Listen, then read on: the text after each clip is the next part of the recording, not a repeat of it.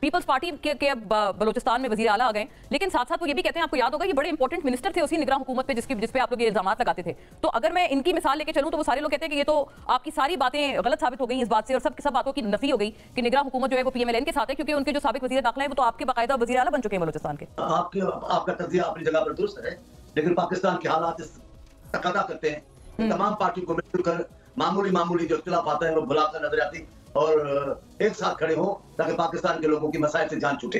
ये हकीकत है और जो भी पार्टी इसको मद्देनजर रखकर फैसले कर रही है वो गलत नहीं है।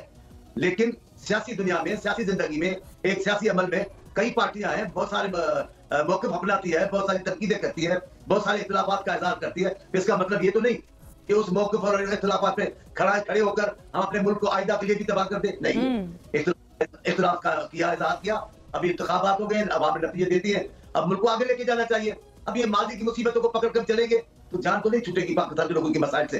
अब मामला खत्म हो गया, इलेक्शन हो गई है, अब मामला को आगे लेके जाना चाहिए। अगर हम तनकीद की इलेक्शन के जमाने में की हुई तनकीदों को पूछ से पकड़ के रखेंगे तो पाकिस्तान के मसाइल तो नहीं होंगे।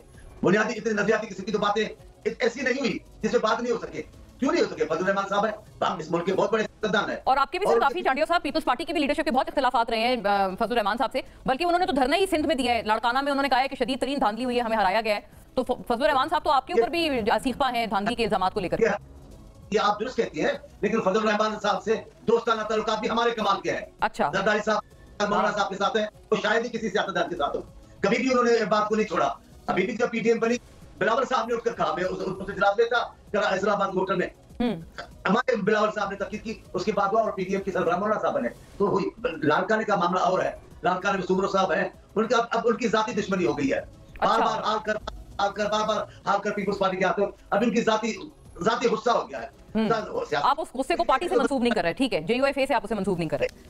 सुमरो साहब का एक जाती इख्तिलाफ बन गया है, तो वो उसको सुमरो साहब की इज्जत करते हैं, वो सिंध के सियासतदान है, उनका अपना। पीपल्स पार्टी के अब बलोचिस्तान में वजीर आला आ गए, लेकिन साथ साथ वो ये भी कहते हैं, आपको याद होगा ये बड़े इंपॉर्टेंट मिनिस्टर थे उसी निगरान हुकूमत पे जिस पे आप लोग ये इल्जाम लगाते थे।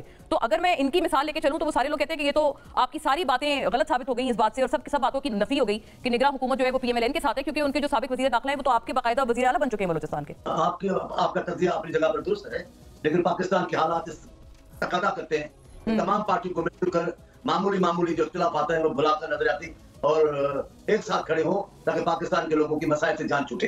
ये हकीकत है और जो भी पार्टी इसको मद्देनजर रखकर फैसले कर रही है वो गलत नहीं है। लेकिन सियासी दुनिया में, सियासी जिंदगी में, एक सियासी अमल में कई पार्टियां हैं, बहुत सारे मौक़िफ़ अपनाती है, बहुत सारी तनकीदें करती है, बहुत सारे इख्तिलाफात का इज़हार करती है। इसका मतलब ये तो नहीं कि उस मौक़िफ़ और इख्तिलाफात पे खड़े होकर हम अपने मुल्क को आइंदा के लिए भी तबाह कर दे। नहीं, इख्तिलाफ का किया, इज़हार किया, अभी इंतखाबात हो गए, अवाम नतीजे देती है, अब मुल्क को आगे लेके जाना चाहिए।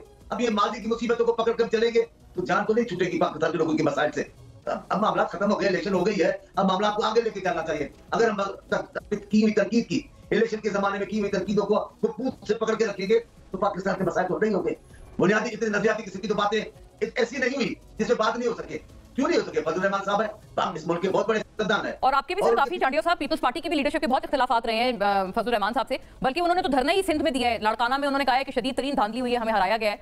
तो फजल रहमान साहब तो आपके ऊपर भी असीफा हैं धांधली के इल्जामात को लेकर। ये आप दुरुस्त कहती हैं, लेकिन फजल रहमान साहब से दोस्ताना ताल्लुकात भी हमारे कमाल के हैं। अच्छा, जरदारी साहब मौलाना साहब के साथ है तो शायद ही किसी सियासतदान के साथ हो। कभी भी उन्होंने बात को नहीं छोड़ा। अभी भी जब PTM बनी, बिलावल साहब ने उठकर कहा, मैं उससे जवाब देता इस्लामाबाद होटल में हमारे बिलावल साहब ने तकीद की, उसके बाद और PTM के सरबराह मौलाना साहब ने तो हुई। लाड़काने का मामला और है, लाड़काने में सुमरो साहब हैं, उनका अब उनकी जाती दुश्मनी हो गई है। बार बार आकर पीपल्स पार्टी के आते हो, अब इनकी जाती गुस्सा हो गया है। आप उस गुस्से को पार्टी से मंसूब नहीं कर रहे, ठीक है, JUIFA से आप उसे मंसूब नहीं कर रहे।